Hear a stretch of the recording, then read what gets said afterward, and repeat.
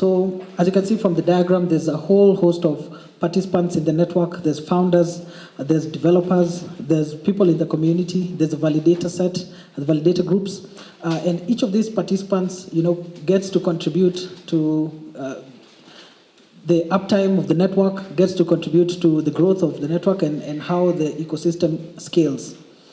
So we hope to start a story of how developers in Kenya can be part of this story, can be part of the Celo ecosystem, and can start building, either having your own companies or joining the companies that already exist.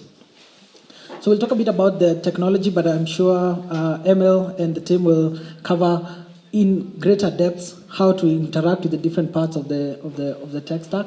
But there are some unique features that Celo presents.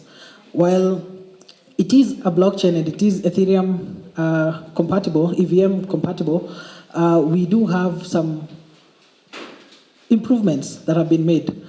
A phone number link, which allows us to make transactions the same way we transact on M-Pesa. It gives us a similar experience. So I do not need to know your very long blockchain public address.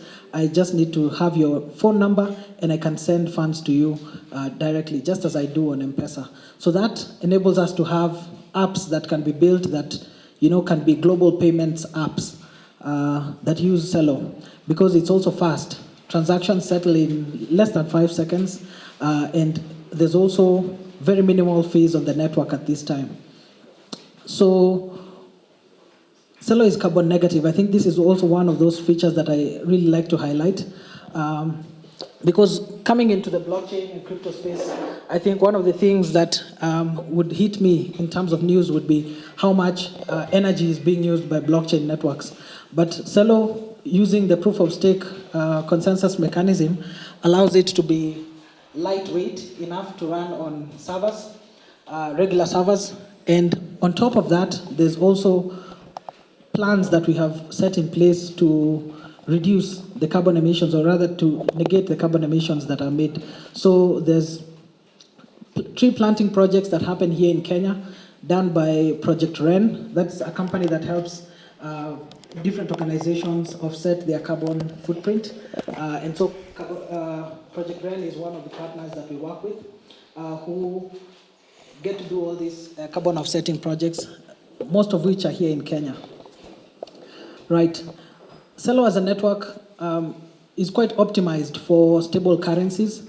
So while we do know of the currencies that fluctuate in price, common ones would be Bitcoin, Ethereum, and the many others that we would see on CoinMarketCap, we do have stable currencies that enable financial services use cases, payments, lending, remittances. It is now possible to do these kinds of businesses on blockchain networks because of stable value currencies. And on Celo, we do have the Celo dollar. So a stable currency is a crypto asset, borderless money that tracks the price of a fiat currency. So the Celo dollar tracks the price of the US dollar. So having a Celo dollar is just as having a US dollar. It tracks the price and tries to maintain the value through some mechanisms we may have an opportunity to talk about in subsequent meetups. We also have the euro that also tracks the price of the euro. And in Brazil, recently we launched the Celo Real that tracks the price of the Brazilian real. So stable currencies can be evolved, or rather can come up on the Celo network through a governance process. There's a native asset called Celo, C-E-L-O, all caps. And Celo is the native asset, the asset that we use when voting for different proposals on the network.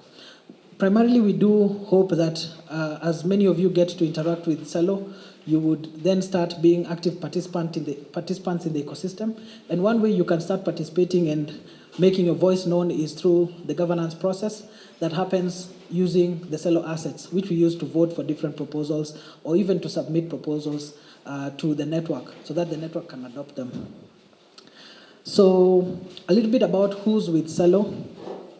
So we do have the Alliance for Prosperity, and this was is our go-to-market strategy, where we partner with organizations in an effort to extend Celo to different ecosystems all over the world.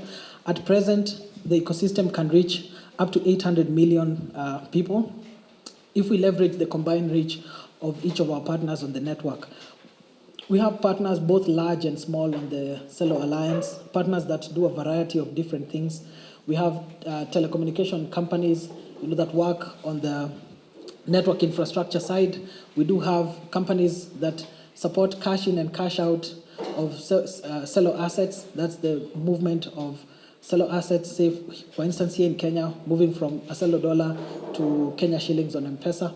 So some of those companies that help us acquire stable assets or transfer between stable assets and fiat currencies. We also have them on the alliance. We also have partners that work on lending, and just a variety of many other partners, including education partners. Moringa School is one of our education partners. As many of you may have been in contact or may have gone through the Moringa School program, we also hope to continue extending the Celo ecosystem through our partnership there, where perhaps also getting Celo to be part of the curriculum at Moringa. There's a bunch of support within the Celo ecosystem. Celo as a network, as it was being launched, was backed by a variety of many well-known and some not known funding and backing partners. Many of them you can see on the screen, but there was also many others. The whole backing was sourced from all over the world, and it was open to everybody.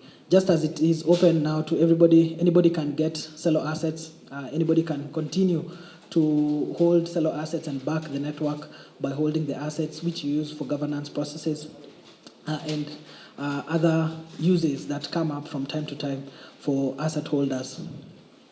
Right, so why are we here? I'm a developer. Where do I sign up? So this is the first of many in a series of programs that we'll have for developers, some of which will move to Saturdays, where we'll have smaller code hacking sessions, where we'll meet and we'll start working on smaller problem sets just to build out experience. But for today, we are here to go through the Dacade tutorial, and when we go home, we'll send out resources and information on the next steps. The idea is to work on the tutorial on Dacade, on the Dacade platform, start building skills, start building exposure into working on Celo, and thereafter start taking advantage of the bounties in the network. So there's a lot of jobs that are being posted. Some are task-based jobs, others are actual positions where you get to fill it and work a regular number of hours. And so for each of these bounties and project work that is available, we'll also have some from our Africa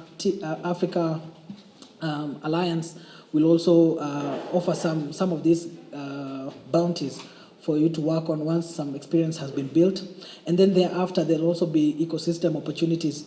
In Africa, we have very many companies that are building on Celo. Some are native to Celo, which means that they have started on Celo. Founders came together, they learned how to build on Celo, and then started to solve a particular problem. And now they are looking to hire. As they are growing, as they are expanding reach, remember, blockchains allow us to have borderless money, and that means that our solutions can be borderless. So as some of these companies are gaining traction in many parts of the world, they are looking for additional hands. And that's why we have started programs like this, so that we could get more people to join some of these teams or to start teams of their own. We'll also have some advanced workshops that we'll deliver at Moringa beyond this meetup that we are doing today. And some of the opportunities that are here for us, as I have mentioned, there's internship opportunities and there's actual work opportunities that you can interview for and get. There's also many different pathways that you can take. You can take the pathway of a founder, start your own project, get it funded, get it supported, and we'll look at how that one goes on the Celo ecosystem, because we also have very many founder-focused programs that support you as you're getting your idea, figuring out what to build for the market, and launching out.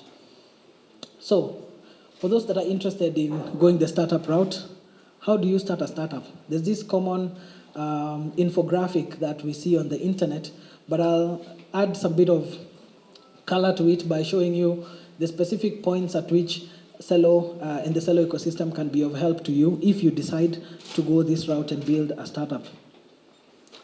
Oh, yeah, here it is. So as you get started figuring out what is missing in the world that you'd want to create, you could use the Celo founder programs to discover what it is you'd want to make.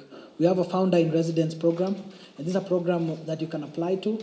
Once you're inside, work with the team to discover the problems that are in the marketplace where you are and the problems that you'd want to solve. We've had now 2 founders coming from Kenya with projects that are going to be launching this year, mid this year and some late this year. And we really look forward to seeing how those projects will be taken up in this ecosystem. As you continue making your prototype, you could look for people to hire from among your friends here. Beyond that, you could launch your program on your project on Celo. So there's very many ways to showcase what you've built on Celo. We do have many demo days that we host. And on these demo days, you could get to show your product. We also have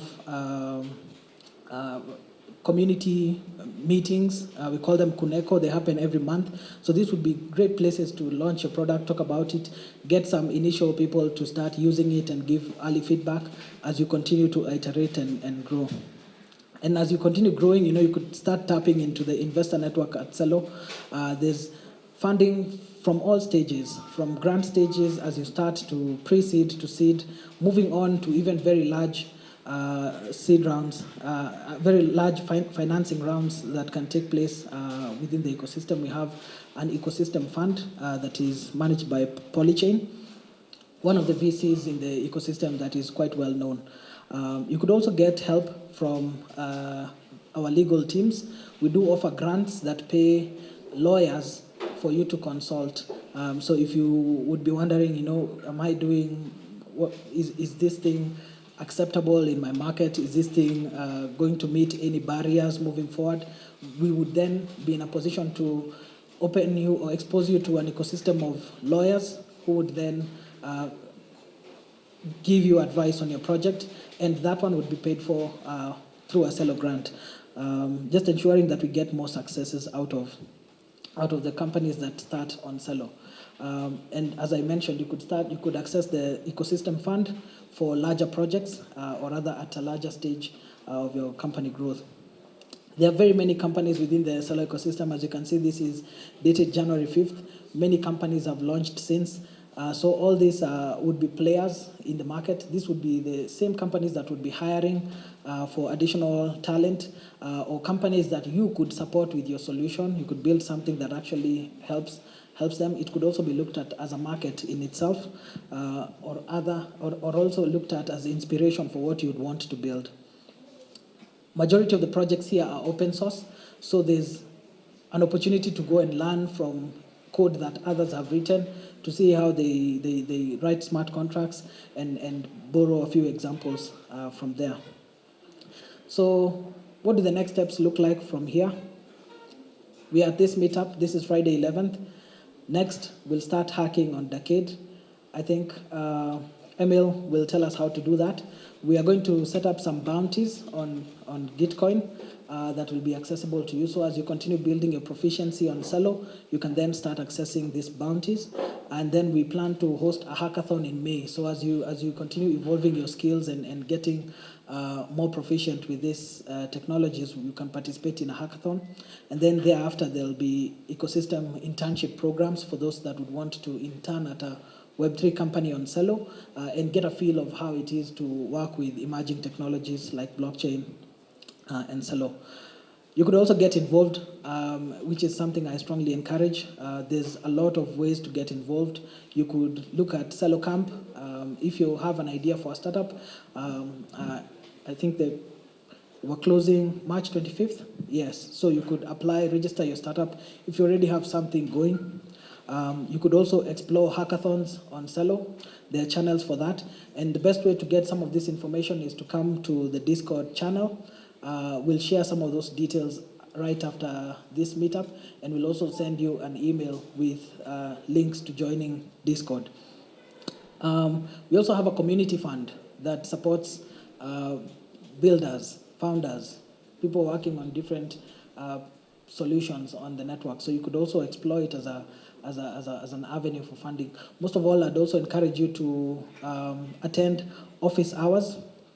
I'll show you that on the next slide, where you could meet somebody like me or other people on my team, and they could give you guidance on the next steps on your path. We also have open jobs in the ecosystem, so you could get to see what ecosystem companies are hiring. There are very many. I just took a screenshot of this page. We'll also send a link to this page, and you can see some of the jobs that are there, and probably start working towards getting those skills, looking at what they are asking for, and trying to see if you can meet those skill requirements and join some of these interesting teams. This is a screenshot of Discord. On Discord, there's an events tab that you can click, and you can see what events are there for the community. So there are office hours. Office hours would be where you'd join the online link and meet a person from the Celo Foundation and ask anything. Ask for guidance on your project. Ask where to start. If you're blocked or you have stalled somewhere with your project, ask for additional help and guidance. So you could get developer relations office hours. So that one is if your problem is very developer focused. If your problem is focused more on funding, you would want to know what the next steps are. How do I apply for a grant? Am I a good fit for a grant? Those would be good for ecosystem office hours or community office hours. Right, so yeah, I encourage you to build as much as you can. Focus on solving something, a problem in the community, or bringing solutions, and help one another. Code learned well is learned shared. Rather, I guess that's how I got to experience it while I was starting my developer career. Communicate with the broader ecosystem. Reach out. I'm available. I'd be happy to chat with you some more about anything from career options to prospects for your startup if you're looking to go that route. Yeah, so I guess we'll now move to Emil, who will tell us how to actually work on something like this, wallets and other tools that we can build on the blockchain. I'll share this same presentation. It has additional resources with clickable links that you can find and follow at your own time. And I hope they'll be useful to you. So thank you everybody for your time. It was great speaking with you.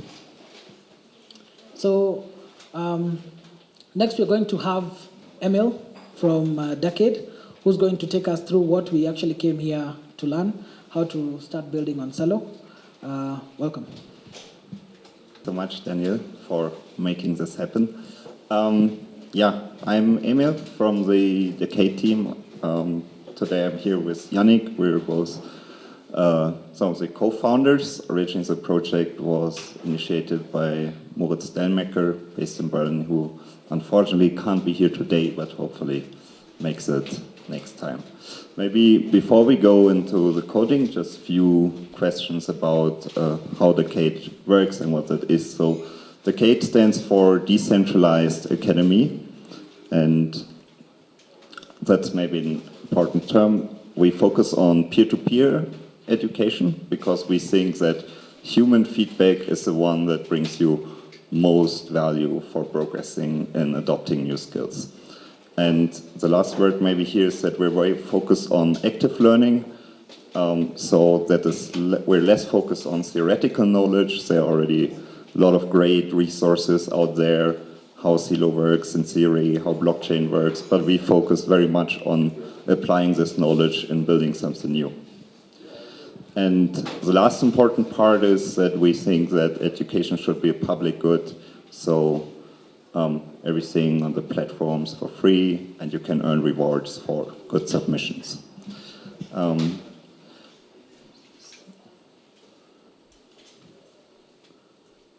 Okay, I think we can skip that one. I will give you a quick run through how Dacade works. So as I said, so it's a peer-to-peer platform, and here, this is our Celo community where you can start. If you're totally new to the field of blockchain technology, then it's good to do one more theoretical lesson, say that's the most entry level about blockchain theory. And very important, we have a Discord server where other developers are in, so you can always go there and ask for help. So,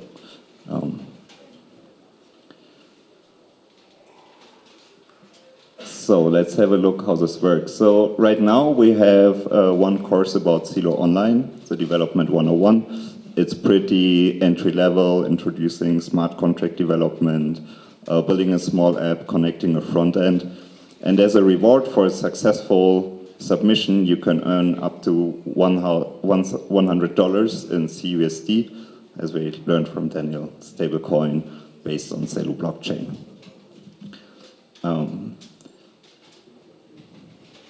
So to see what is a successful submission for each course and challenge, we create some kind of rating rubric. So it's not like in a hackathon where only the top 3 get something. This is a more democratic approach where we say, okay, so everybody who makes a good submission that fits the criteria should be able to earn this reward.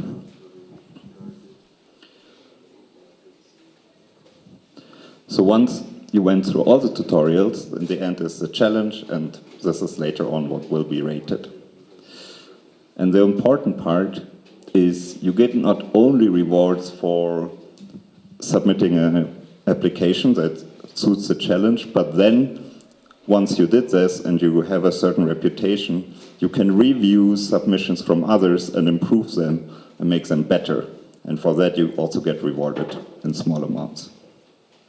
So this is the basic principle where we really encourage peer-to-peer feedback and helping people together creating better applications and learn faster.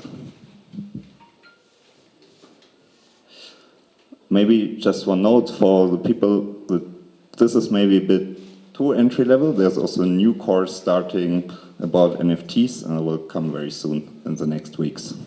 And with that, I think I will get a bit more technical.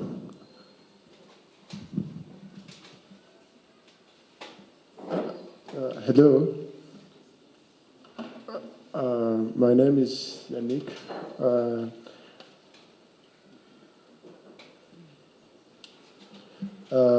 I'm from Dacade.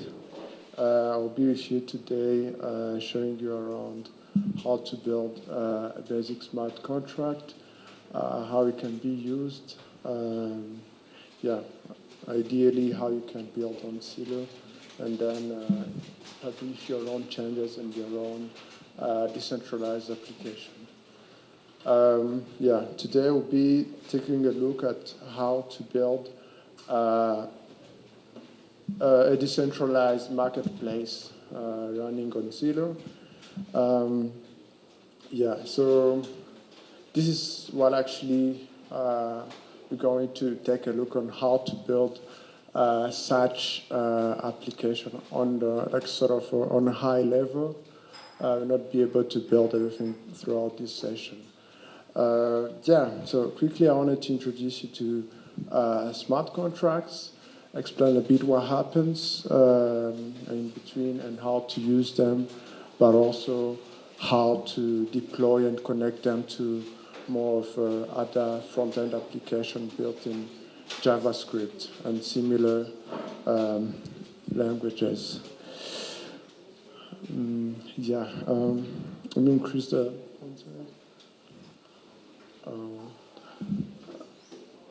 hope you can see, everyone can see what's written. Basically a smart contract is a sort of a block of code or a program running on the blockchain. It's publicly available and it can be triggered based on certain conditions. When certain conditions are met, it can be executed and run. So basically those who are more familiar with programming, a smart contract looks more like a normal class, JavaScript class or something like that. if you take a quick look, like for a small JavaScript class looks like this for the same thing, there is not much difference you could see. They just run under different environments, and they have different modifiers and way of working. Yeah, so here to justify the smart contract, you need to define the version of Solidity you're going to use, the compiler version, because Solidity keeps evolving. There are new versions coming out once in a while. So specifying the smart contract version, compiler version, allows you to write your code in a certain way that the compiler can actually execute. So this is a required line. Yeah, for a specific version, we are running anything above 0.7 and less than 0.9. So basically, here we can quickly see how to define what is called like a variable in Solidity. So you have to define a type in Solidity. You have to define which type your data is. So you can't just define, as in JavaScript, where you can just define a variable without saying which data type it is. You have to specifically specify which data type you have. Also, this is just a public accessor, just to show you, to define how your field should be accessed. If it should be accessed publicly, or if it should be like a private variable that is only accessible within the smart contract itself, that no external party can view or modify. Yeah. For this test, this case, yeah. Sorry, I jumped a bit. We are using Remix. This is Remix, code editor for Solidity smart contract. Yeah, so I'm going just to sort of quickly show how to deploy this one first, and then we'll dive deep into the more advanced version of the smart contract. Yeah, so in Solidity, we can, for now, deploy it, compile our smart contract, and yeah, we just have to make sure that our version of the compiler matches the one, or is within the range of the one specified here. For our case, we're using this one, which perfectly matches yeah, our version. So yeah, we can just compile our smart contract and see if it can be compiled without errors. And then for now, we can just deploy it for testing. We are not yet deploying it on the Celo network. Yeah, but we will take a look at a bit later. Yeah, so I just now deployed the smart contract to a testing environment. Yeah, you can see now it shows a bit of log that was deployed. Yeah, here we are. Yeah, we are accessing our smart contract. So we are seeing this is actually, we can interact with it using this Remix ID. So so basically, since our sort of a variable is public, everyone can sort of access it and see its value because it's publicly available. So that's what the public accessor meant here. Yeah, let's move on to another example where we have accessors, yeah, which is basically our variable will be only accessed within different methods or functions. So it won't be publicly accessible, but it will be accessible within different behaviors that we've defined. We could just define a function and just specify how that function should interact with our variable. For now, we defined the right product, which is basically a function which is there to help us update or change the value of our product variable. And then we have another one, read product, which would basically return the value of our product. If we quickly deploy it, if we quickly compile and deploy it, we should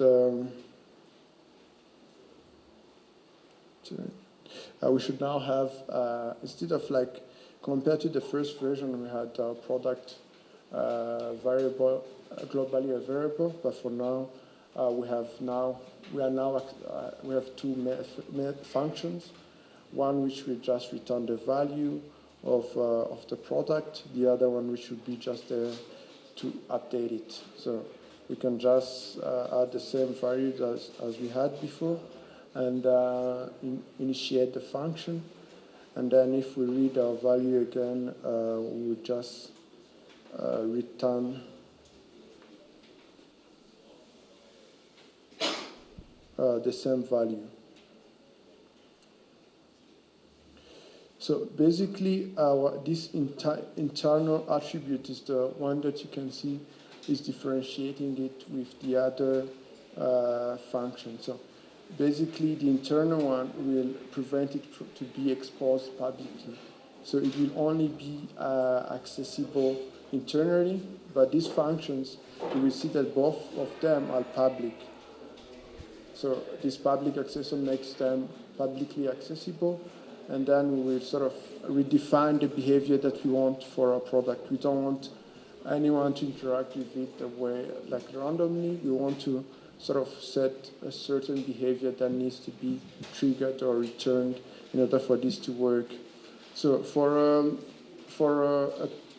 a sort of a write function, you could, here we defined the parameter for our function, which has an underscore for us to differentiate it from the class variable. So this underscore is just here to help us differentiate it from the class variable. This public is just the accessor, as I just said. This memory attribute is just here for to specify where our data is stored. For arrays, maps, and strings, they all need one, but we don't go into specifics about this for now. We can just ignore it for now. For our read product function, we just defined our public sort of accessor, and then we define which type of data this function should return. In this case, we are returning a string, the value of our product, which is also stored in the memory. Yeah. Let's also take a quick look at a more advanced version of this smart contract. So if you see now, we've increased the smart contract looks almost the same. What is different now is we involved mapping. Mapping is more like maps in JavaScript. It's just you need to have a key for a value, but it can store multiple items with different values based on the key.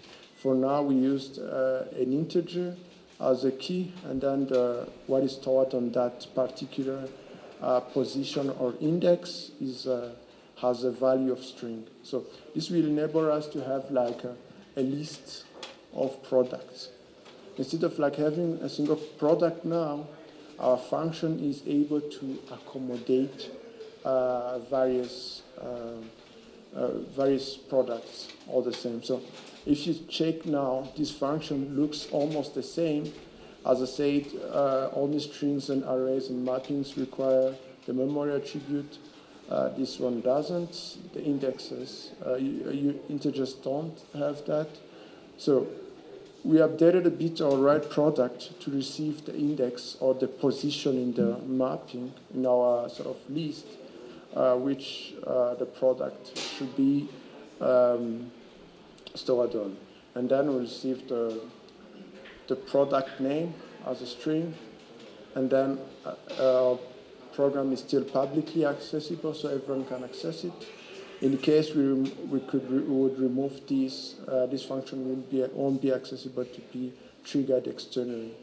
So yeah, now what you're just doing is looks more like JavaScript way of assigning to an object or an array to assigning a certain object to a certain position. So in our products lists, we are just receiving our parameter index, yeah, and then assigning our product to it. And then our read product will now require you to provide which index or which identifier of the product you want to show. Yeah, we can also quickly compare it and deploy it. And then we should also be able to interact with it and see how it would work. So let's say for our write product, we still have like two functions. We have write product and read product. Let's first add a product to index, let's say, or position. We could do, like in arrays, we could start with 0, but we're also free to add another number. Let's also add like the first product in the list. We can sort of use the same you had. Yeah, now I just made a transaction to the smart contract to add that product. Let's see if we can display the product we just added. Yeah, if you see, our product is burger, just returned it.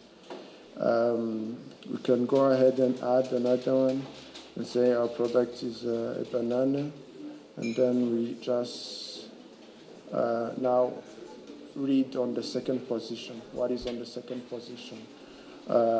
If we call it again, now we're getting banana. But if you change this position again to 1, we still get our burger stored there.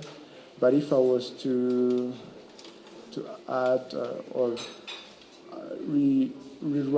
write again to the same position, this would override like the value we had on the first position. So I can do, yeah. So if I now fetch, we have a different value for that position. So for now, so what we just saw is to have a list of products stored on different positions. Our smart contract can now store them and then read them based on their position. So let's go into a more advanced one. This time we went with what is called struct. Struct is a sort of a collection of variables in a Solidity smart contract. What it allows you to do is you can have those variables are all stored under a single name or a single variable. So a variable can have multiple other values that you would need to store in a single collection. So if you take a look at our product struct here, it has different the name, it has an image, it has many things that we would need in order to sort of have our product. We don't just want to save our product as a burger. Our product could have the price, could have the name. We need different variables or values in order to be able to interact and show it on our web application or yeah. So we have in Solidity we have a data type called address, which is just an address of a contract or a wallet, which you can use, let's say, to receive payments or yeah, the different things. But defining just the address doesn't allow you to receive payments. In order to allow that certain address to receive a payment, you need this payable modifier. So in order for this address to actually receive payments, what we need is we are trying to sell products. Every product should have the address or the wallet data, the account, what I could call like the account number of the owner. just so the owner can receive payments and can be able to sell that product. So the new thing that we had here was this payable that allows us to receive payment. If this payable is not there, this address wouldn't be able to receive payments. So we also store name in our struct as a string. We also here, this image will be an image URL. This is not like an actual image. This just be the URL to the image, just so we can show it finally on our website. This is just a description. This is a location, let's say, where actually this product is located.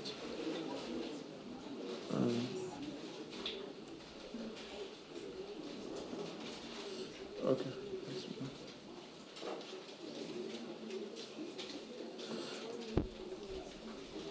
Okay.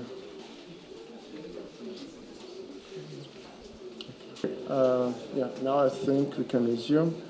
So the location is just a place where the product is located, and for the price is just how much do we need in order to sell this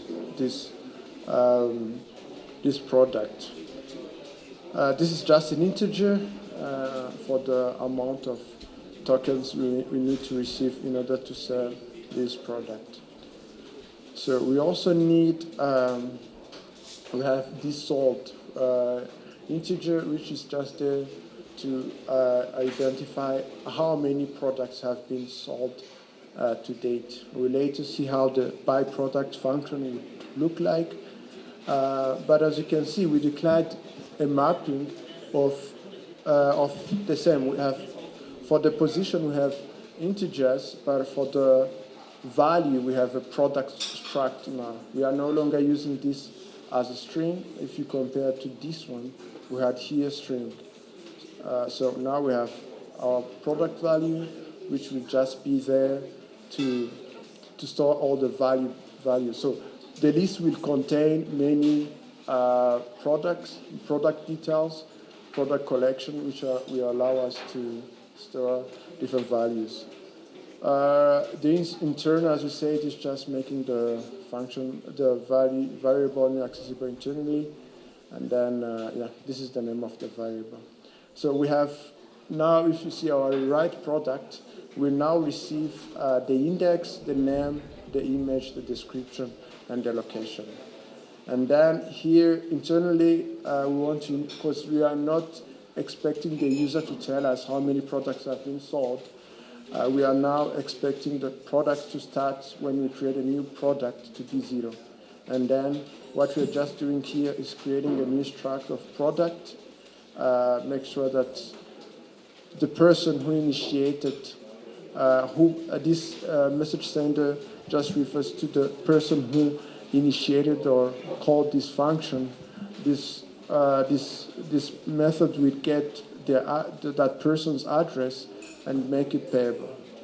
So other than that, we are just setting values for our product.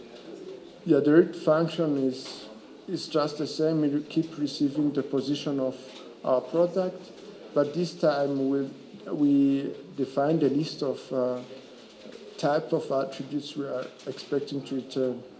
We are going from addresses, strings, which will just be the name, the image, the description, and so forth. So if we now deploy this, compile this contract and then deploy it, we will now see that we have now the same functions, but with different values. This one is now expecting different numbers, different sort of variables in order to serve our product. So let's say first, for the first position, our index, let's say, make it 1, and then we just give it the same name. I've pre-opened an image for a burger, and then we're just going to copy its URL and save it here, and the description. No need to say anything for now. The location, you can just set it to Nairobi, and then the price, let's say 5. Yeah. Later on, we'll see how to specify which token or currency you're expecting. Yeah, let's now invoke the contract. As you can see, I didn't specify what is the address of the owner, which this one. We just take it from the request that I made. It will take mine automatically. I will not be able to sort of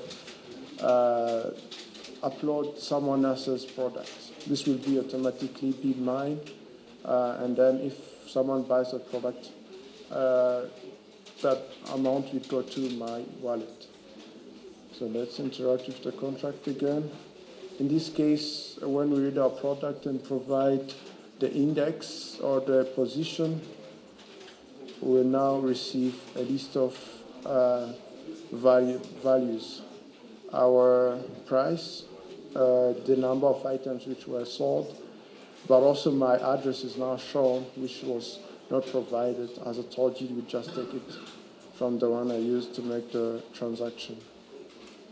Yeah, now we have, as you can see, we have our smart contract can now receive new products, and then it can store that list of products and return the product we say or specify the position for. Now let's go to a more like what I would call more defined version of our smart or marketplace contract, which is just the same contract, but we will just now take a look at this buy product function, and then also at But first we added this product's length, which is just there. It's an integer and also internally accessible, which will sort of get incremented every time a new product is added to make sure that we have the right count of the products that is available in our smart contract. So if we check now our right product function, you will see that every time a new product is being added, we are now incrementing by 1 the product size or the number of products we have. So you will see here that we added an interface. In Solidity work, I have the same concept as in any other programming languages. It's just like a list of functional attributes that a certain smart contract should follow or should have in order to bind to this interface. The ERC20 token interface or smart contract is a popular token contract on the Ethereum network, which runs on more like also in Celo and everywhere. That ERC20 token is a similar, like a popular implementation of a token. If you observe like the method that contract should have, like it covers all what is needed in order for that token to be transacted, be sent, and be used for different things. So this is basically, we are defining which type of token we are expecting in order to receive payment. That's why we added this line. In our case, we will be using CUSD, the stable coin for Celo, which is bound to the US dollar. So basically, CUSD is an ERC20 token. That's why we had to use it here. Later on, we will specify. So the CUSD token is deployed on this contract address. On the test network, we'll be using Alpha Horace. This is the address of the contract. So to get to this contract, we need this address. That's why we specified it here. This will not be changing it within this contract. It will just be internally, and we'll just be using it to refer to which token we are expecting for our payment. So you'll be able to sell products and receive USD as a payment. So nothing else changed on that side except for defining that interface and specifying this token address. So let's now take a look at the byproduct, but also I had forgot to show you this view function. View functions are just function in smart contracts which don't change anything in the smart contract. They are just there to return and show specific values and variables within the smart contract. So this is a view function for our product length. In order for us later on to access the size of products we have, we need this products length, get products length function. So now let's take a look of byproduct. So this byproduct basically will just receive the index of the product that we are referring to, the position in our list of product of the products that we want to sort of buy. In Solidity require is more like an if condition, I would say. But it throws an error if a specific condition is not met. So if a certain behavior is not met, it will throw an error and show the message specified. So in our case, if we check, we are calling the class we specified ERC20 token, and then provide with this USD token address in order for us to execute the transfer. In this case, our smart contract will execute the transfer on behalf of our user. The user will be interacting with the smart contract. Our byproduct function will make the transfer for the right amount of tokens we want, and send that amount to the owner of the product. So our smart contract will take care of all that. It will not wait for the user to provide a certain amount to buy the product.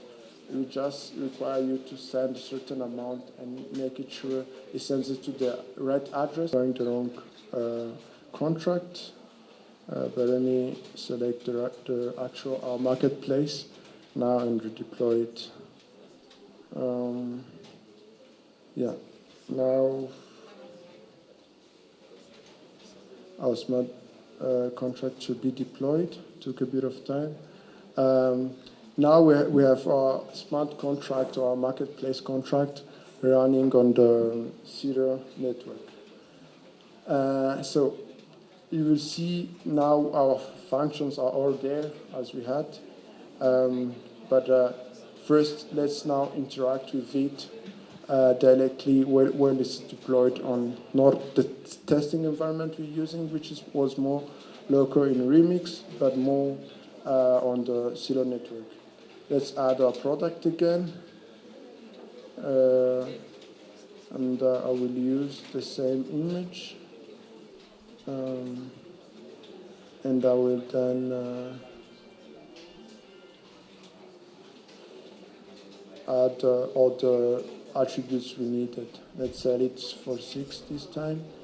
And now I'm going to initiate a transaction to create our product in our marketplace.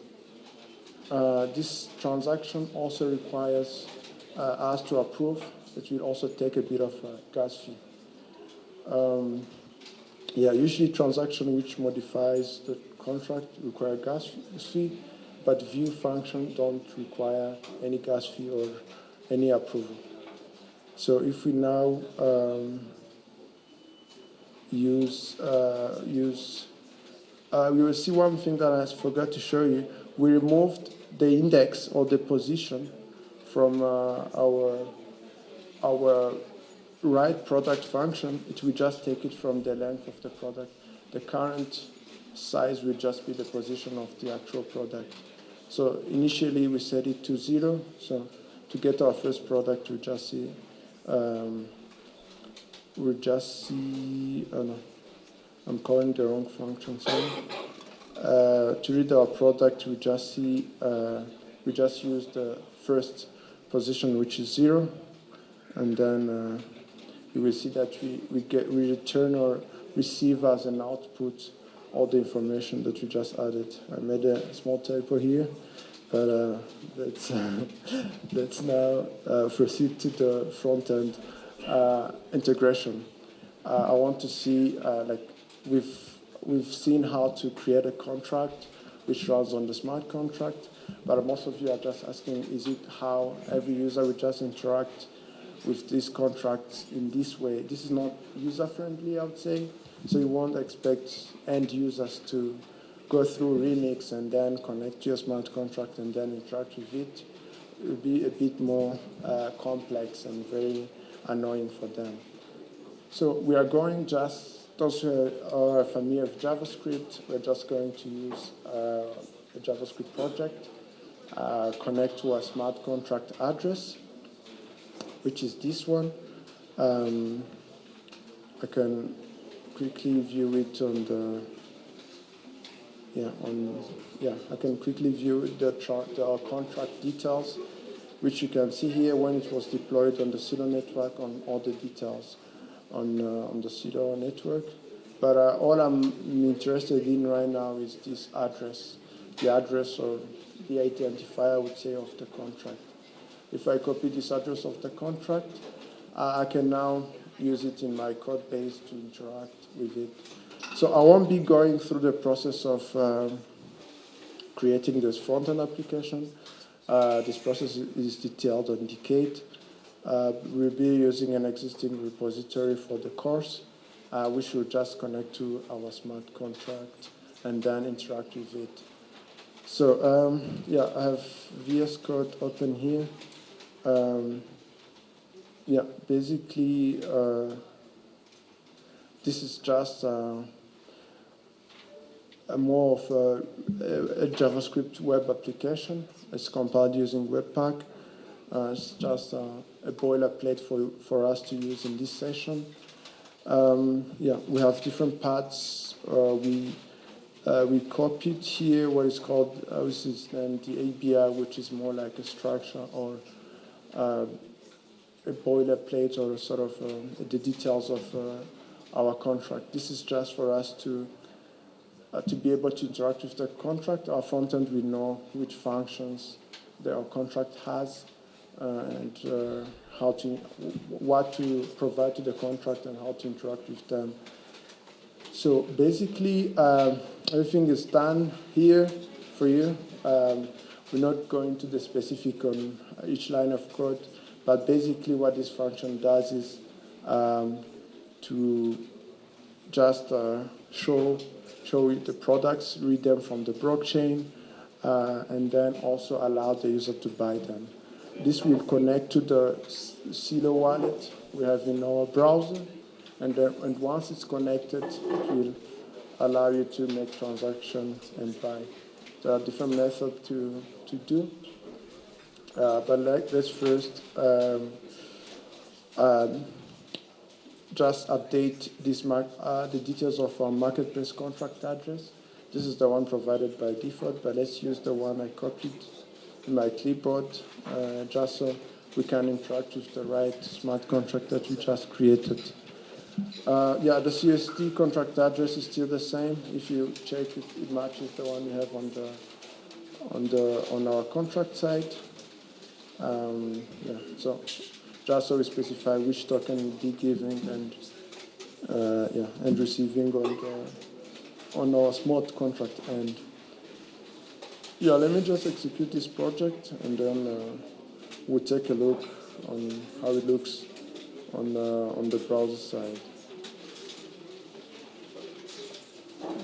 Okay, so basically, let me save this. So I'm just now accessing this locally. I had also connected it to my wallet, but I can just disconnect and then we can restart again. At first, it's just asking me to connect my wallet to this web application I've created for it to be able to sort of read my balance, but also be able to initiate the transaction for me and just allow me to approve those transactions. So once I click next and allow to connect this application to the smart contract, as you can see, the one that we just created with all the typos I've added is available here, and the image that I provided can be seen. So this is being read from the smart contract that I just deployed. So one thing that I didn't specify very well, you need to add certain decimals for the ERC20 token. So I didn't add too much decimals, that's why this is rounding them to 0.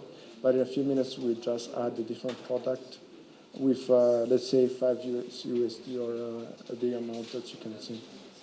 But for now, let's first try to interact with this smart contract.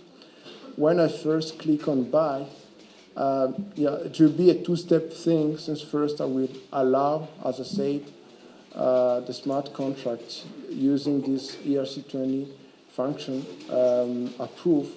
I will allow this marketplace contract to send some tokens from my account. So I'm giving access or dedicating some access to the smart contract to be able to send the amount.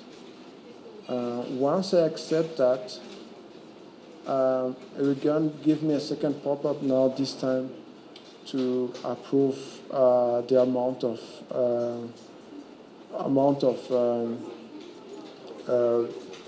token that I'm expecting to receive, to spend. Now that I just confirmed it, the amount is deducted from my wallet here and then sent to the owner of the address. But the amount was too low for you to see it. I'll now add a new product with a higher amount for you to see. But for now, if you check, you'll see that this product was the number of sold product just increased. If I buy it again, and again go through the whole process of approving the smart contract to spend the amount, it will again go through the same process, and again, once I approve the transaction and send the money and the contract will send the money from my wallet to the owner, this number should again, once the transaction is complete, be increased by the right amount of product that have been sold. If you see now, we have 2 instead of 1. So basically, you can again add another product for you to see. But so far, what we've, my data are still there again.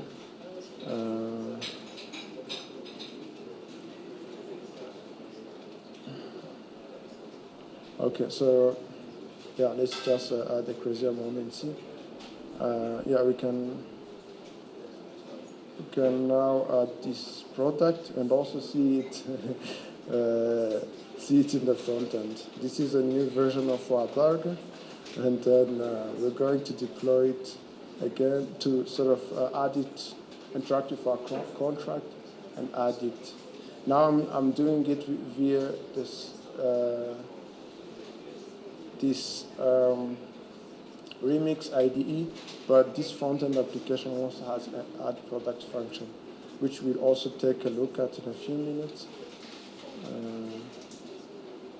Let's see, the transaction should take some time to take effect. Let me check on this position now. Okay, the burger is there. Okay, our version 2 now of the sort of our product is still there, but let's go through the process and now add a new product using now this IDE, this application, which will be way easier to interact with for the user. The user doesn't need to use all that. the user will just be allowing the transaction to be done, and our application, along with our smart contract, will just do the whole job in the background. So let me just copy this, and then yeah, and then let's now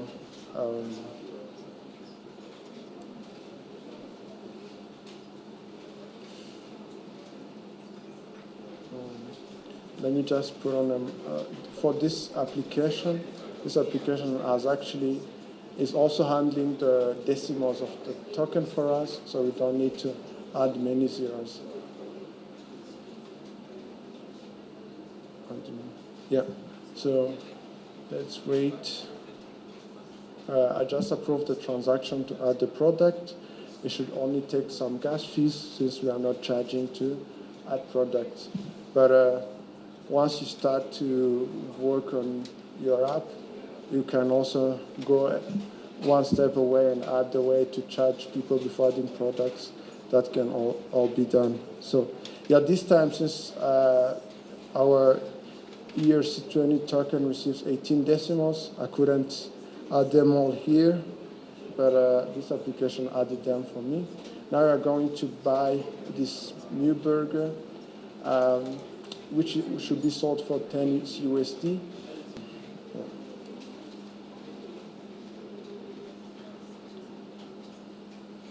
Yeah, so basically, I would say this is our application in a nutshell.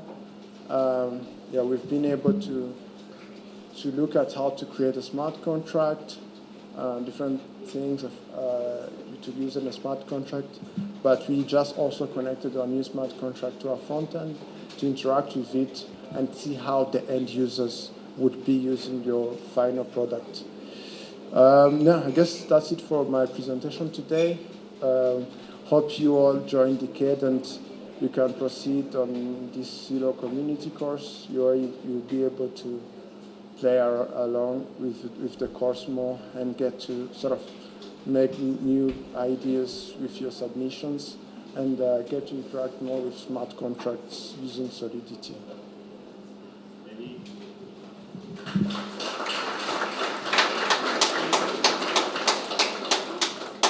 Thank you very much, Yannick.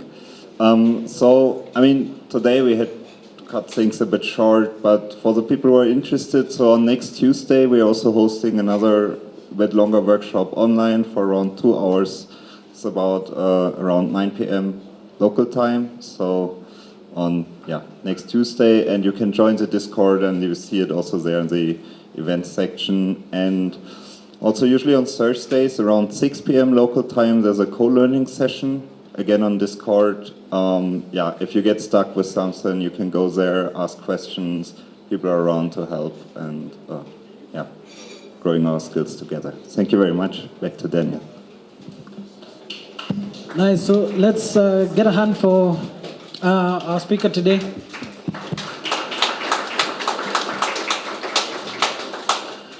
All right, thank you for that presentation. I think on my part, I really followed along quite well. I was able to understand a lot of things, how we store the data, how to build that front end, and how it processes those transactions. I think I'm looking forward also, to start working on it, the Dacade tutorial myself, and seeing how I experience it. We do have a few people who have worked on this, who have done, there's one person who has done Dacade, and a few others who have experience building on Celo. So I think I'd like to invite them to share their experiences. But before then, perhaps, do we have any questions from you guys on, to Yannick? Yeah, there's a question? All right. So I think we can have this mic going round.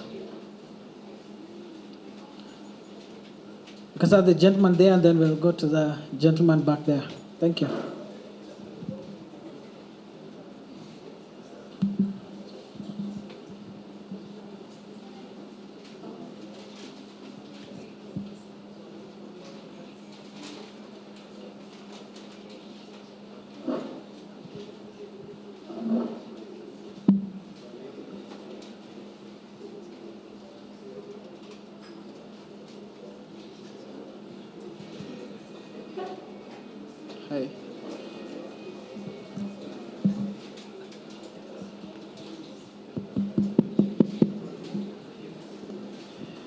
Good evening, guys.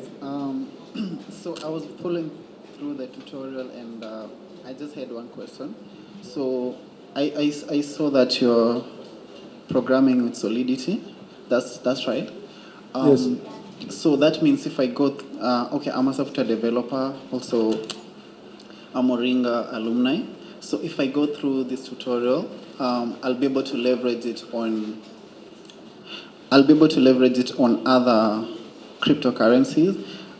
Okay, I see that we're using Celo. So is it something that I can also be able to apply to other cryptocurrencies if I'm building my career as a blockchain developer? Yes, so Celo is Solidity is not just for Celo. It's a widely used smart contract development programming language, which is used across different protocols like Ethereum and so on. So this is the most popular smart contract development language. So you won't be able just only to develop on Celo, but on Ethereum and many other blockchain protocols. And the other question is, I saw that we're using, when we were adding the images to the front end, we were just using, what do you call it, a URL to the image. So when you're actually being a blockchain developer, that means you still need, being just that software developer, let's say being able to develop on React and maybe have backend knowledge as well.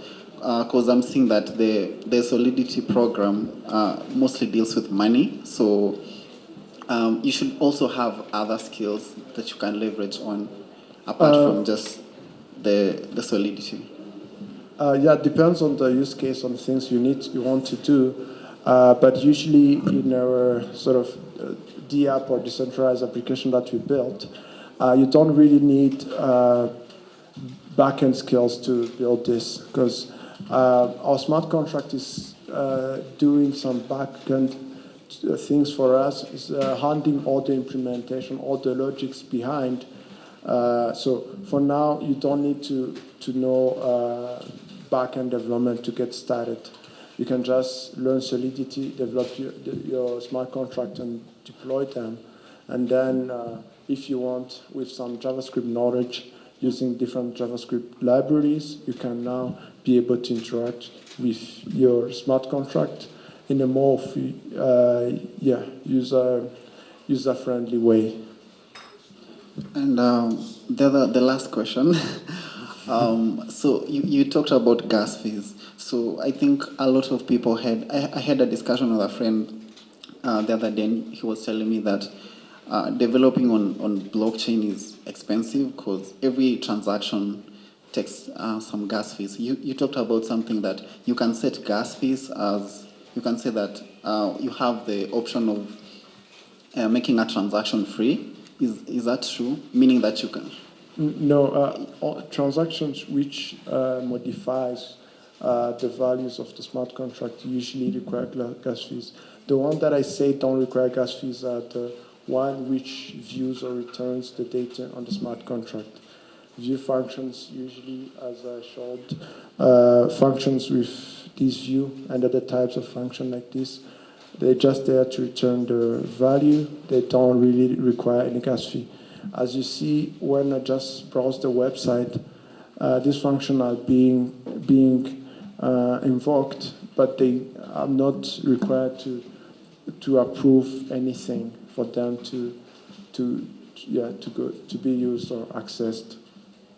Regarding your gas fee expense tip, this really varies with networks and different blockchain protocols.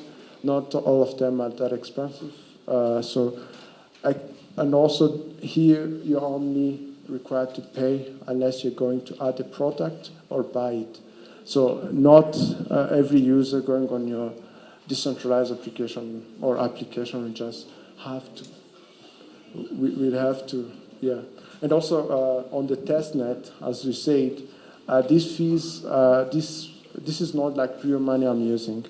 There's what we call faucets. You can go there. Faucets are just like applications which hand you tokens or cryptocurrencies or how. Arlen, I've developed a smart contract on such as the one you've done, but then the challenge I had with it was that I couldn't manage to pay the gas fees in CUSD. So I'm wondering if there is a way that you guys could show us on how to make the smart contract utilize CUSD as gas fees.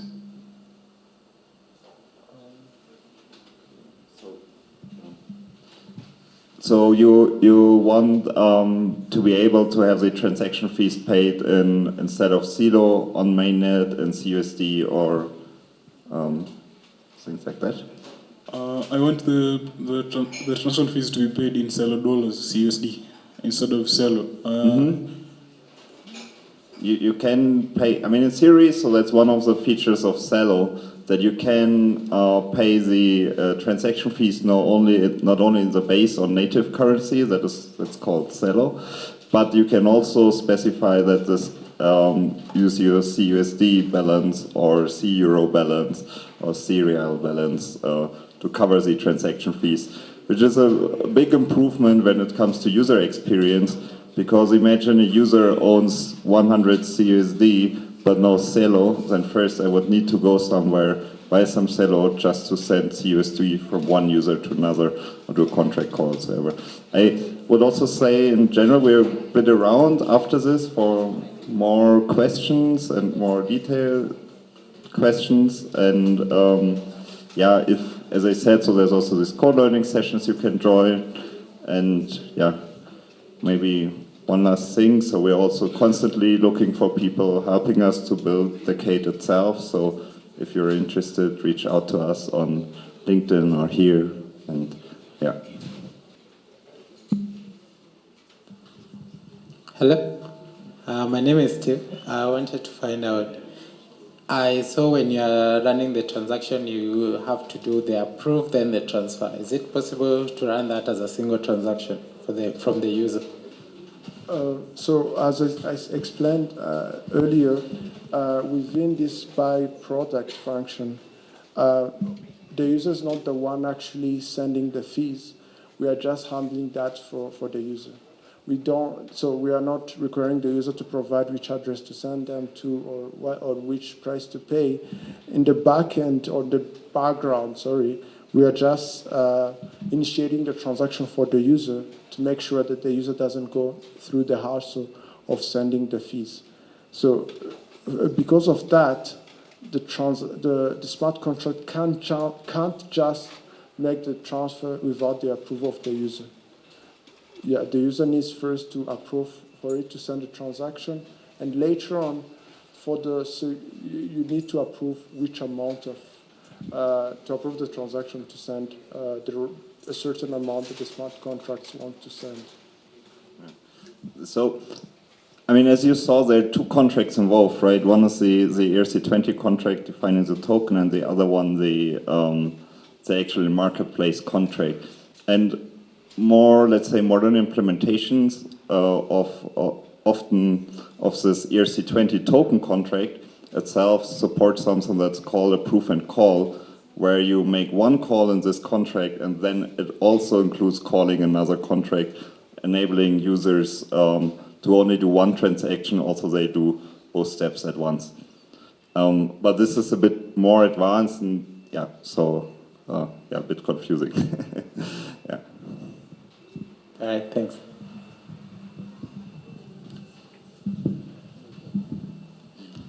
Hello, my name is Henry. I'm a software developer at Ngeni. I have a question, but it's almost similar to his. Is there a way, I think there is a way, maybe if you can approve a maximum of those tokens that you have in the case of CUSD at once when you're deploying the smart contract.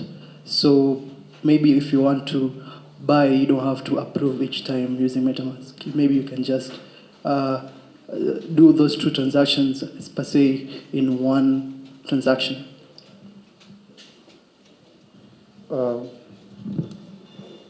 So basically, for this depends on the version of the smart contract, but for that, This is just like the boilerplate or the interface of the smart contract. It could be typically available on different smart contracts, but for this version of the smart contract, we don't really have that. Thank you. Yeah. I don't know if that answers the question. So in theory, yeah, you could approve your full balance for that contract, but you don't want to do that because then this other contract can send on behalf of the user and potentially empty the whole wallet. That's a security risk. Yeah, I have a question as well. My name is Grishon. My question is, it's a bit basic as compared to others. So I'm curious, what's the benefit of building on Celo as opposed to other chains? Yeah. Yeah, well, I think you have a set of unique features. I mean, especially when it comes to user experience, so big blocker, as you saw, I mean, this very long addresses, blockchain addresses, no one really wants to deal with that, right? So having a translation service from blockchain addresses to mobile numbers to send funds to each other and interact with things really can improve potentially the user experience of your application you're building.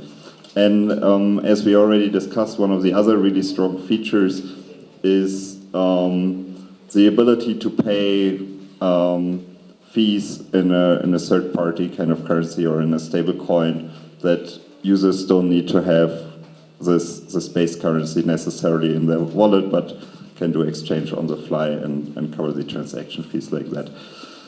I think there are certain also other things, and as we saw, so there are a lot of very strong partners in the ecosystem, and I think, yeah, this is well. Plus also the performance of the network, it's really fast and not very congested.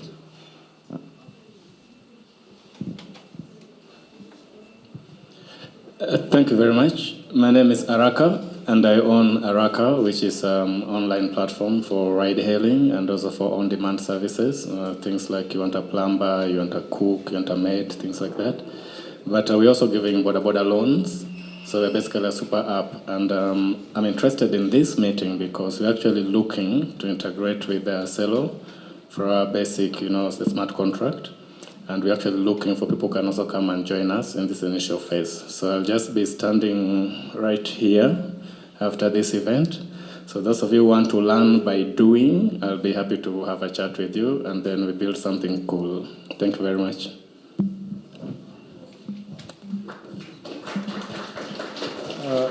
Thanks a lot. As Emil said, we're still around for people who have more questions.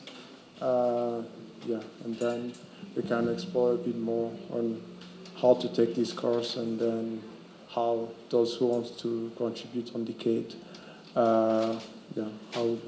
what would be the steps and how to collaborate on that.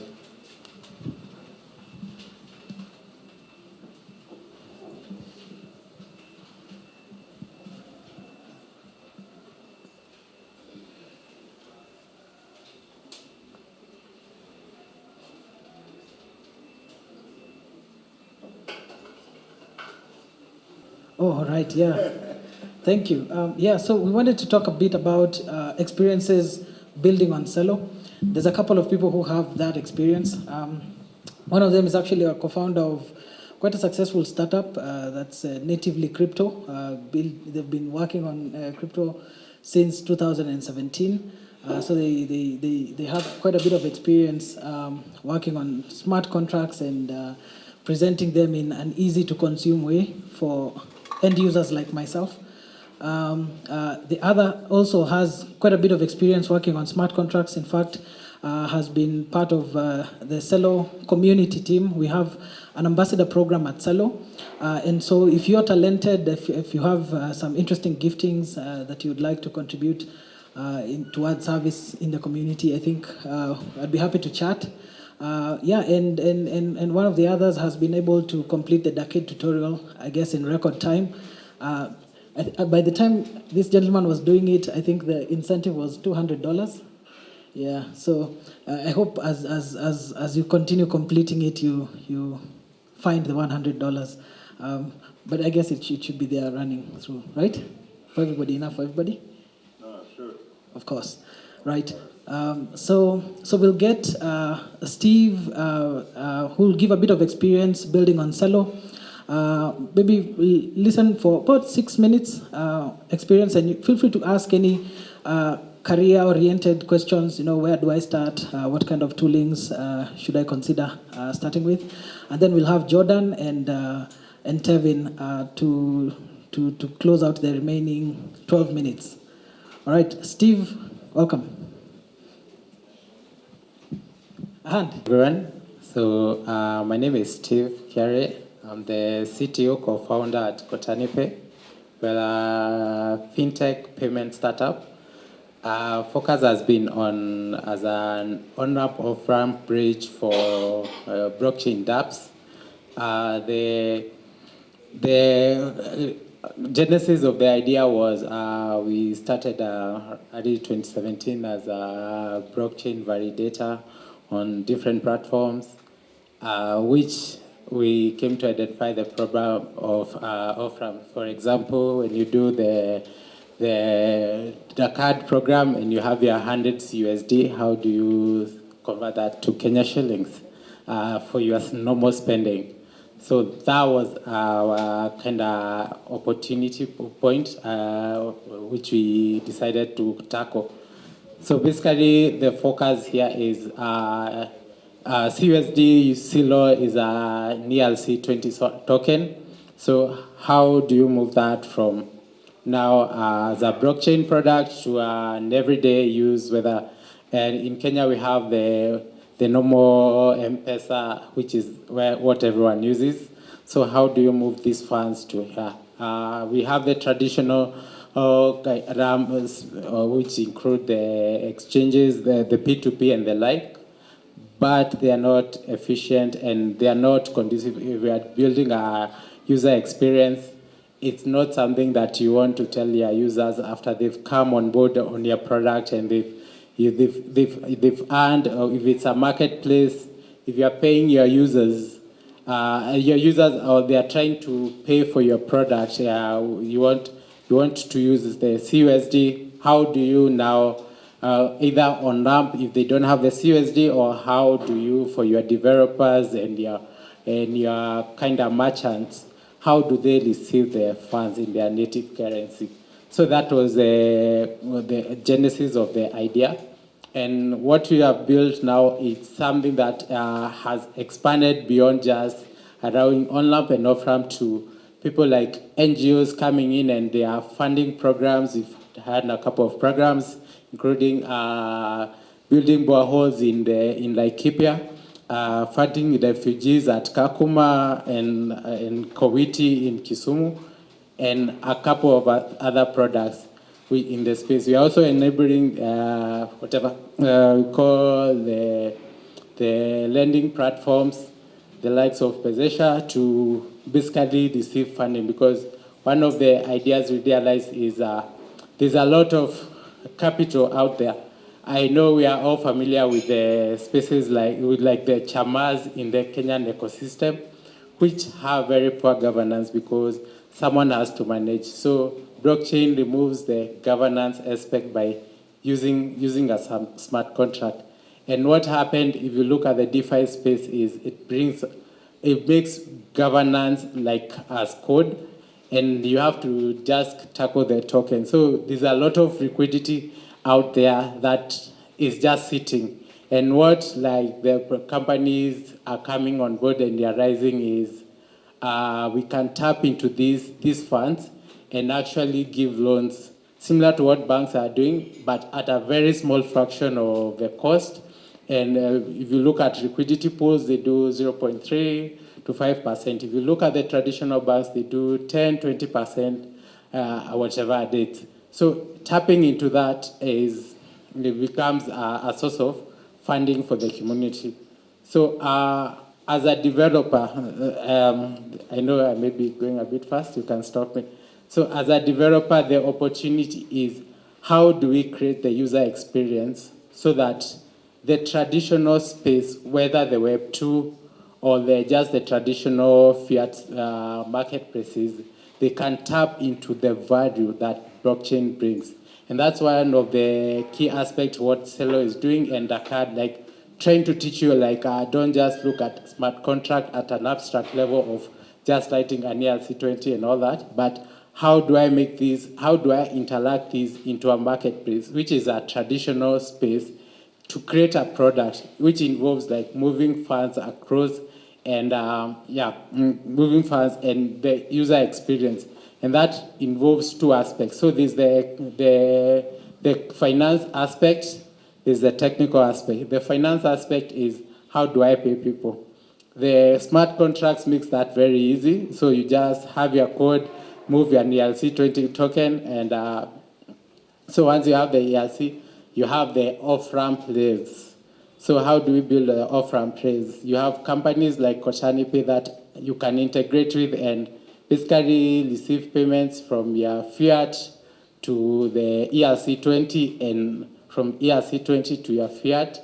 And then now you look at how do you deliver the product. So there are companies which deal with logistics, and now those are the other areas that require some sort of how do you integrate with that? Yeah, so on the high level, that's the product. In terms of the journey, I don't know which area specific you want to talk about, but for us, how we started is there are a lot of hackathons involved on the Celo platform. So that helps in the product validation and the idea validation and the like. And you're able to receive funding in the process. So like what Dacade are doing, receiving $200, it helps you as an incentive just to learn. As you build a product, you get even bigger incentives. Then from there, you can go for grants before you go to the VC, the venture funding and all that, which will help you build a product and up to something which is a viable company. Oh yeah, we are in the process of hiring software developers. Basics in whatever, we don't look at the traditional degree and all that. We just focus on are you able to deliver? Our focus areas is on web, basically some experience with Web3, traditional serverless systems, and basically in a blockchain kind of skill. And of course, there are a lot of open source systems, the open IDs and the like. So if you have the skills and you feel you can work in a fast-paced environment, you see me after this. All right, thank you. So our flow normally is basically we map the user's phone number. Usually through we have the onboarding process in which we map a user's phone number to their blockchain address, Celo address, which is basically what the Celo wallet does in native. It has done that as a native feature. So basically, if a user has, let's say, some CUSD and they need to basically withdraw that or flump that to their mobile money, they just send the funds to an escrow. So on the app side, the UX experience is just once you are onboarded, you have the funds in your Celo address, you just go and select withdraw. The system handles the rest of the process. But from a developer standpoint, there is the movement of basically Celo from user's EOA address to an escrow address, which triggers a blockchain event that which we use to trigger to call a banking API to withdraw the funds to transfer the funds from an account to a mobile phone number. No, so Kotani Pay is both is a hot wallet in itself. So you can use the traditional wallets like Vara. There are quite a number. If you just go to celo.org, you'll see a lot of wallets. So Kotani Pay is normally a hot wallet. What we do is basically once you generate, you just do the normal onboarding. We've borrowed a lot from M-Pesa, the onboarding process, so the users, the Kenyan ecosystem is already familiar with that. So they just come in, on board the user, so first name, last name, phone, and with that, we are able the address is auto-generated. That's one. Two is we use the BIP39 standard for those familiar with blockchain. That's a set where you create a HD wallet where which uses a mnemonic seed phrase instead of a private key, because a private key is specific to a single blockchain, but a seed phrase can be used across any number of wallets. So with that, you are able to work with any blockchain platform, from Cardano, whatever.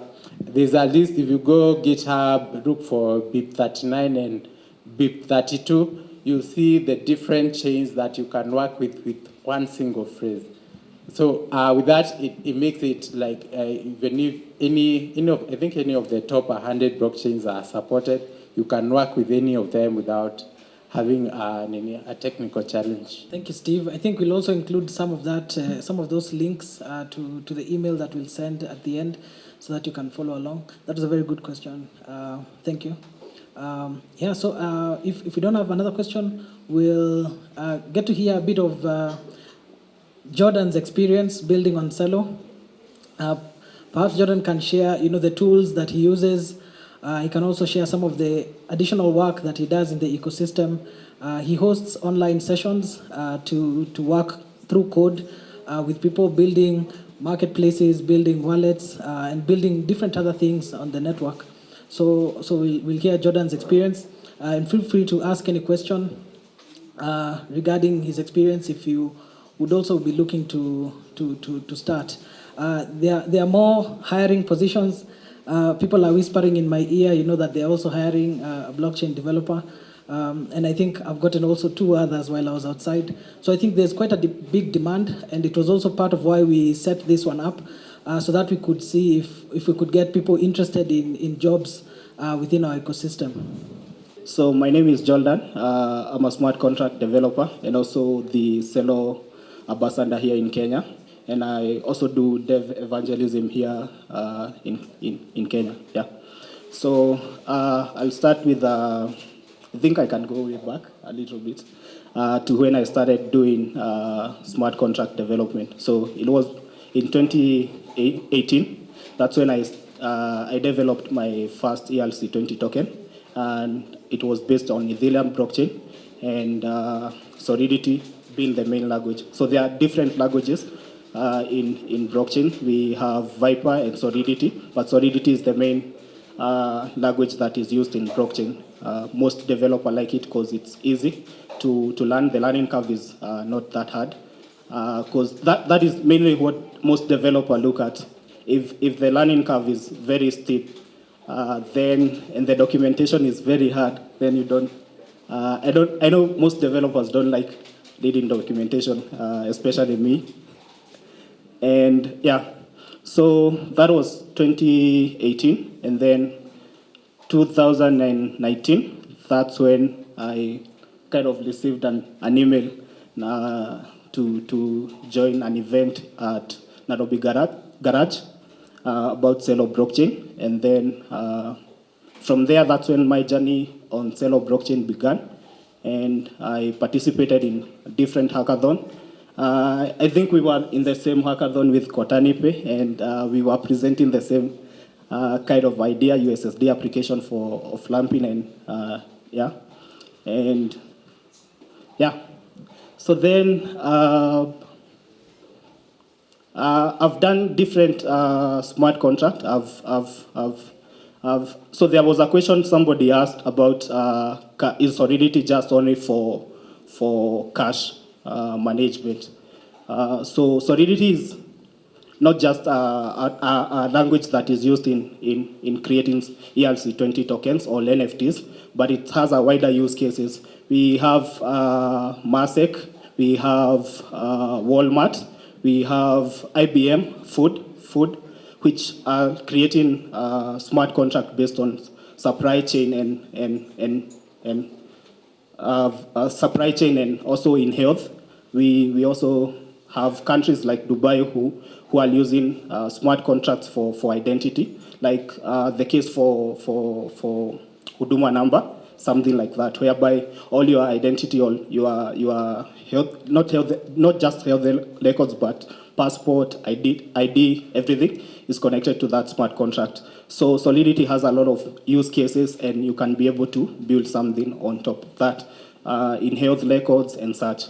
Yeah. So apart from developing smart contract, I have a bootcamp that I teach people on how to build smart contracts and how to build decentralized applications. So decentralized applications have different tools that you can be able to use. We have Trafo, which is a local compiler for deploying. So what you saw here was Limits, IDE, which is an online browser for compiling smart contract, but we have the local development. So Limits uses internet, but if you want to develop on your machine, you need to have Trafo, you need to have Ganache, which is a local wallet or blockchain that gives you wallets that you can be able to use as development. Then we have web3.js, which is a library that you can be able to use to connect. So if you what I really recommend is if you are a blockchain, if you are a developer, if you're really a developer, there are two paths you can take. So you can take the backend development, or you can take the front-end development. So if you take the backend development, you need to learn Solidity, Trafo, and Ganache, and smart contract, that is Solidity and all that. If you take the front-end, you need to learn React, JS, or any framework, front-end framework that you are familiar with, and see how you can be able to put them together with Web3.js and Contract Kit. So Contract Kit is a library or a package that is used in Celo blockchain that helps front-end developers to be able to connect different applications, different smart contracts. So then we have MetaMask, Web3, MetaMask. We have MetaMask. We have Celo extension wallet. So you need to learn how you can be able to switch networks within your application if it's a front-end application.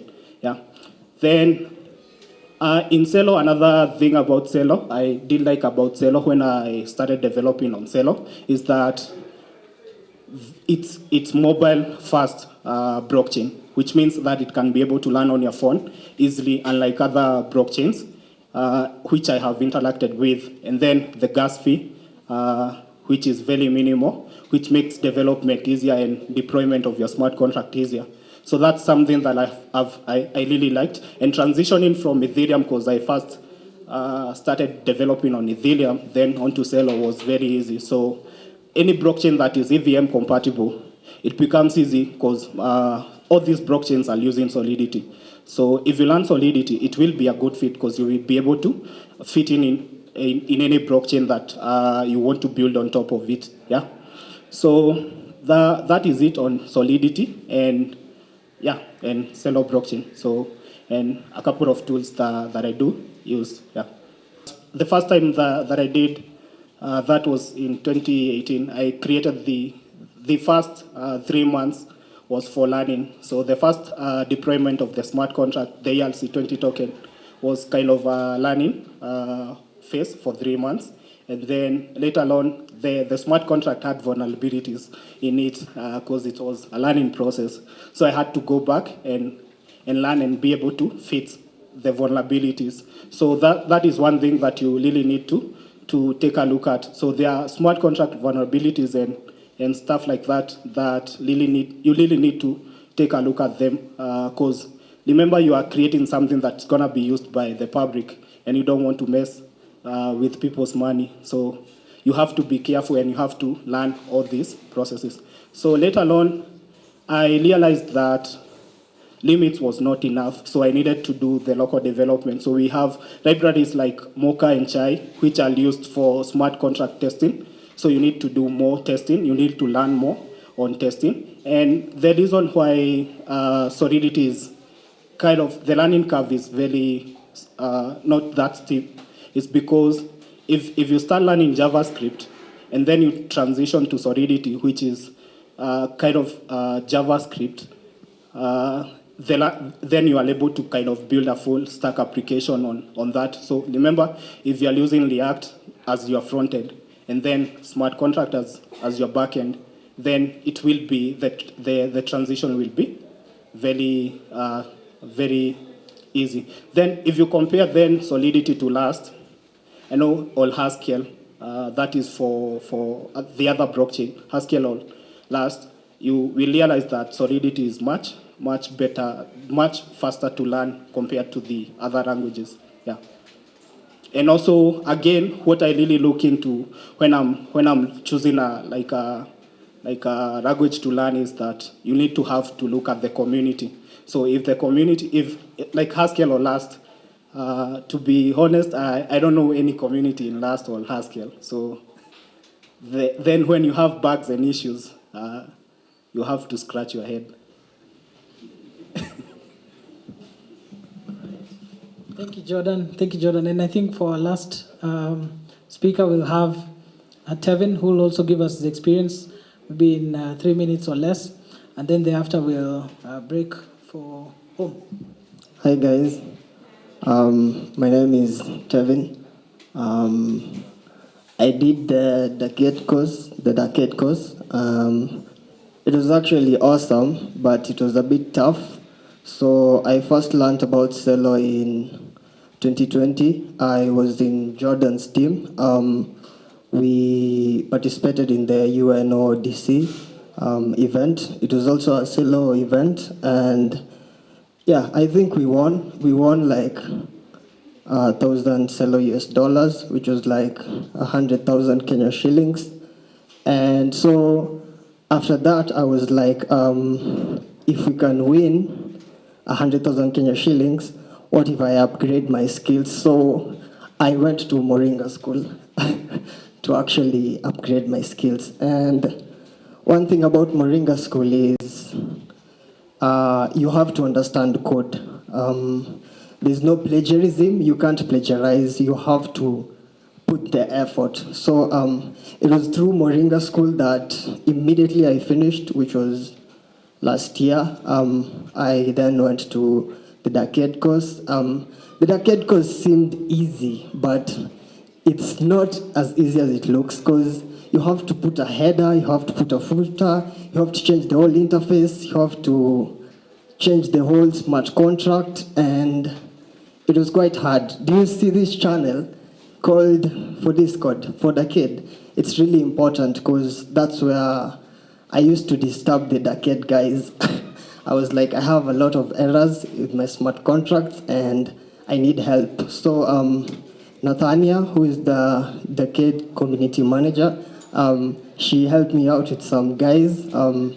Emmanuel from Nigeria, Anne from Vietnam, Ngava from Brazil. I used to disturb those guys every night because I used to have a lot of errors. Okay, for the interface, I did have challenged the interface, but the smart contract was the only problem. So through their help, at least I was able to do it, and it was around Christmas time, so the bounty was 200 Celo US dollars, so I got the 200 Celo US dollars, and one advantage that us developers have is we have Kotani Pay. So once I got the 200 Celo US dollars in my Valora, I just used Kotani Pay. I got the 23,000 Kenya shillings. Maybe to some of you, 23,000 Kenya shillings is a little, but if I go to Uganda, that's that's like if I go to Uganda, that's like 727,000 Uganda Kenya shillings, you see. But the whole point of the Dacade course is it makes you go through blockchain. When I did the Dacade course, I didn't do it at just one time. No, it actually took me 2 months. So far I'm the guy who has taken the longest streak to to do the Dacade course because it took me 2 months. But in those 2 months, I had to go through the Celo developer tools. I had to go through the Dacade videos. I had to go through. I had to learn blockchain a whole lot. So that's the main aim for Dacade because it's not meant for you to do and get the 100 Celo US dollars or 200 Celo US dollars. It's meant for you to be a blockchain developer. Out of it all, you'll realize that when you start the Dacade course, you'll end up researching more about blockchain, and it's gonna empower you. So you see, right now I can say I'm a blockchain developer because I did the Dacade course, and I also had to explore other blockchains. But some guys were saying, well, I had someone asking, why is Celo better than other blockchains? Of course, we have the transaction fees are less. Transaction fee time is also less. But the best thing for us software developers is we have Kotani Pay. Once you get paid, you just withdraw cash with your M-Pesa. Because at the end of the day, as software developers, we just want to get paid, right? So that was my experience for Dacade, and I really big up to Moritz, wherever he is. He's the guy who came up with the Dacade course. I really respect him. And yeah, so if you feel like you're not good with your software development skills, I'd advise you to use the long route that I used. Go to Moringa School. They'll build you up, and then when you start Moringa School, there's Moringa Prep and Moringa Core. Of course, you have to pass Moringa Prep to go to Moringa Core, but when you reach Moringa Core, you'll have to choose Android. Android involves Java, JavaScript, and its frameworks, because blockchain is more about JavaScript, and Solidity is a language that is built through C++, Python, and JavaScript. But all in all, you'll end up realizing that you'll need more of JavaScript. So Moringa School helped me out. Right now, I'm good with React. I'm good with most of blockchain. In fact, right now, if I look at any code, it's much more easier for me to understand. So that's the longest route I'd advise you to use. But if you are an experienced software developer, do the Dacade course. If you do it, then it's gonna open more opportunities for you, because you're gonna be included in the Celo developer teams. There's a Celo Batch 5 camp that's happening on, I think it's starting on 22nd March. You see, for me, who did the Dacade course, now guys from other Celo developers across the world are now asking me to join their team, which is also a good opportunity, you see. So doing the Dacade course is not just for getting paid, it's for opening opportunities, because blockchain is the future, you know. If you want to fix this world right now, if you tell me right now the world needs better leaders, I'll tell you, no. The world needs Web3 developers. Because what if the new leaders make the same mistakes the old leaders are making? But what if blockchain developers come in and make the new leaders have solutions where they can be able to not make the same mistakes the old leaders are making? So that's what it entails to be a Web3 developer. We are making solutions to change the world, and you're not making solutions to change just our generation. We want to help our kids, their kids, and all. And blockchain will fix that, because Web2, the problem with Web2 is right now we have issues of database whereby companies people don't trust companies with data, but blockchain solves that. We have an issue of Africa elections. You see, blockchain solves that. We have issues of maybe farmers being exploited. Blockchain solves that. And also, if we become more Web3 developers, we are going to help others. You see, as I'm standing right now, maybe there's someone who is in Isiolo and they don't have education, but what if you come up with a solution whereby even if they don't have a TV, what if they can be getting messages about blockchain? You see, once they learn about blockchain day by day, that's how we're going to change the world. So that's my experience for Dacade, and big up. Don't forget this channel. This is where you'll be getting your, when you get errors, you can just disturb those guys and they'll help you out. Thank you. All right, thank you. And I think with that, we are at the end. Thank you for your patience, sticking with us all this time, your concentration as we were working through the code samples, and also thank you for your attentiveness as each of our speakers was giving their talk and their experience. Thank you for taking that one in quite well. So we do have some refreshments as we are heading out. Feel free to pass by Mama Pete's place. There's some juice and some refreshments for you as you head home. Yeah, and come say hi. Say hi to other people, network. Yeah, I look forward to communicating some more with you on email, on Discord, and thereafter hosting more of these events regularly, at least also on Saturdays. All right, have a good night, everybody. Thank you. It was nice having you here.